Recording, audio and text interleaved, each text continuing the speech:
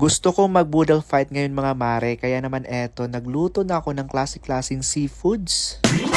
Pero bago yan mga mare, syempre pupunta muna tayo dito sa Commonwealth Market kasi mamimili nga tayo ng mga seafoods dito, day. Bali, konti lang naman yung bibilhin ko dito mga mare, gawa ng 4 lang kami dun sa bahay, baka kasi hindi namin maubos. At inuna ko ang binili itong mga crabs, day, na sobrang mahal, nakakaloka, 6 na piraso per 100 plus na, nakakaloka talaga. Sinunod ko naman itong tahong ni Carla, day, bali kalahati lang yung binili ko at buti na lang mura lang yung tahong. Hay nako, mura na lang talaga yung mga tahong ngayon, day. Diyos ko, minsan nga libre na lang yung tahong ni Carla eh. Charis lang. Sunod kong binili itong swahe, day, at 200 nga lang yung binili ko doon. Tapos bumili na din ako ng 2 malaking nukos. Yung 2 malaking nukos, day, 250 yun. O diba, grabe ang mahal, nakakaloka. Pauwi na nga kami dyan mga mare, at habang naglalakad nga ako, day, naalala ko, kailangan ko pa pala ng mais at yung mga baby potato. Kaso wala akong nahanap ng mga baby potato, day, kaya mais na lang yung binili ko. Pagka uwi ko nga ng bahay, eto, sinabihan ko na nga si mister na linisan yung mga pinagbibili namin. Sa pagbablog talaga mga mare, kailangan mo talagang mag-invest, day. Yes, kailangan mo talagang gumastos, day, para may mai-vlog ka or mai-content ka. Lalo na't yung content ko ay eme-eming mga pagluluto, kaya kailangan ko din talagang gumastos. Minsan nai-stress pa nga ako mga mare kasi hindi naman kalakihan yung kita natin sa pagbablog, day. Minsan nga mga mare, mas malaki pa yung gastos namin sa pagbablog kaysa sa kita namin. Eh wala tayong magagawa, talagang ganun ang buhay. Laban lang at kumapit lang kayo sa kaliwat kanang balakang ko.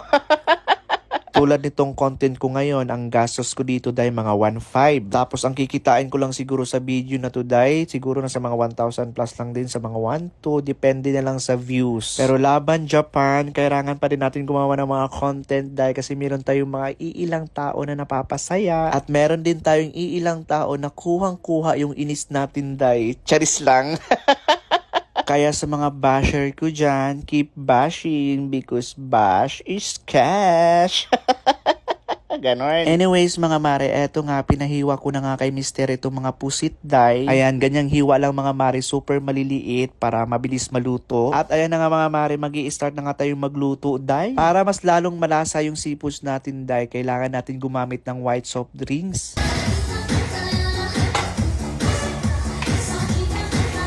Opak, may pasayaw pa tayo dyan mga mare, diba? Nakakaloka. At ayan na nga mga mare, una ko nga pinakuluan itong swahe, day. Mabilis lang naman pakuluan itong swahe, day. Siguro mga 5 minutes lang. Antayin lang natin mag-iba yung kulay. At ayan na nga mga mare, after 5 minutes, iahon na natin siya sa kahirapan, day. Hirap na hirap pa ako mag-ahon dyan mga mare kasi tingnan nyo naman yung gamit ko, Diyos ko. Habang tumatagal kasi mga mare, nawawala na yung mga gamit ko dito sa pagluluto. Ewan ko kung saan na napupunta. Yung mga baso ko talaga, day, at kutsara talagang wala nang natira. Diyos ko. At ayan na nga mga mare, sunod ko nga pinakuluan is itong mga crabs natin, day. At syempre, aantayin lang din natin yan na magbago ang kulay, day. At ayan na nga mga mare, after 5 minutes, nagbago na nga yung kulay niya at iahon na din natin yan sa kahirapan. Diyos ko, day, yung ulam natin for today's video ay talaga namang putok-batok. Kaya good luck lang talaga sa mga high blood natin ito.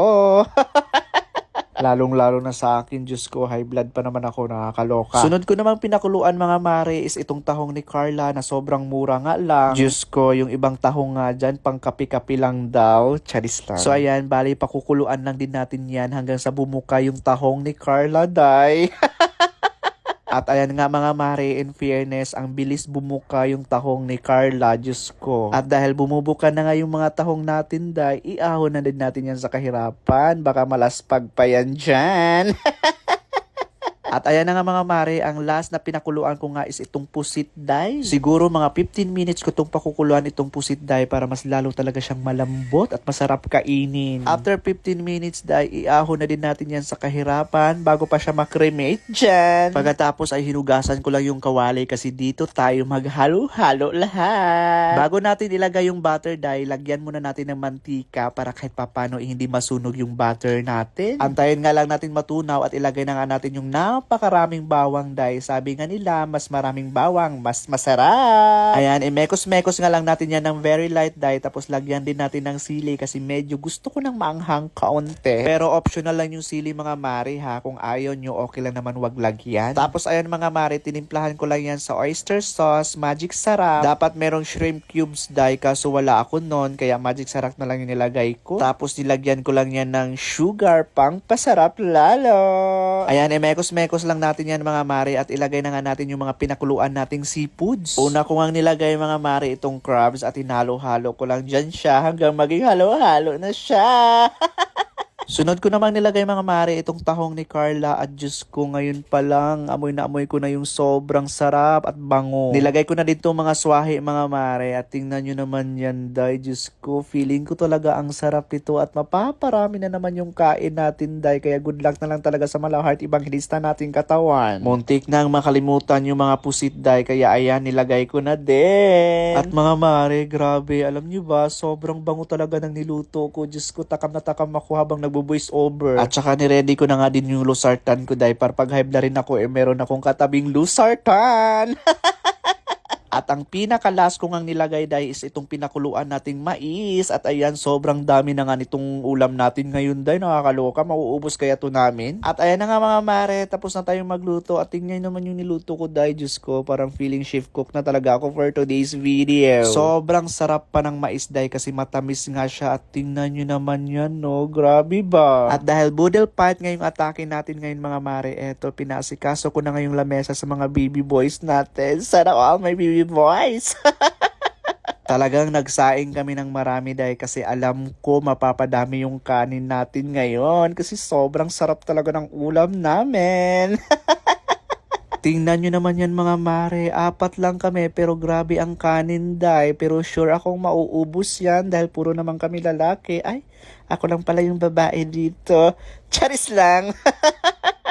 At syempre, ilalagay na natin dito yung mga seafoods, day. Diyos ko, my God, tingnan nyo yan, day. Grabe, ang sarap-sarap. Alam nyo ba mga mare, kaka-scroll ko to sa social media ko, day. Habang nag-i-scroll kasi ako kanina, day, nakita ko may nagluto ng ganito. Kaya niluto ko din agad kasi nagki-crave talaga ako ng bonggang-bongga. At ayan na nga mga mare, ang final look. Bakit pa ako pupunta sa mga mamahaling restaurant para makakain ng ganito kung pwede naman ako magluto? Tingnan nyo naman yan, parang nasa restaurant na din ako. Ba mga mare, parang nasa mamahalin na din akong restaurant dahil kasi tingnan nyo naman yan, di ba, bongga? Kaya kung ako sa'yo, gayahan nyo na din yung luto ko dahil wag na kayong pumunta dun sa mga mamahaling restaurant kasi mapapagastos lang kayo ng bongga doon. At ayan na nga mga mare, kainan na nga at ayan, bugs, ubos na nga agad. O di ba bongga?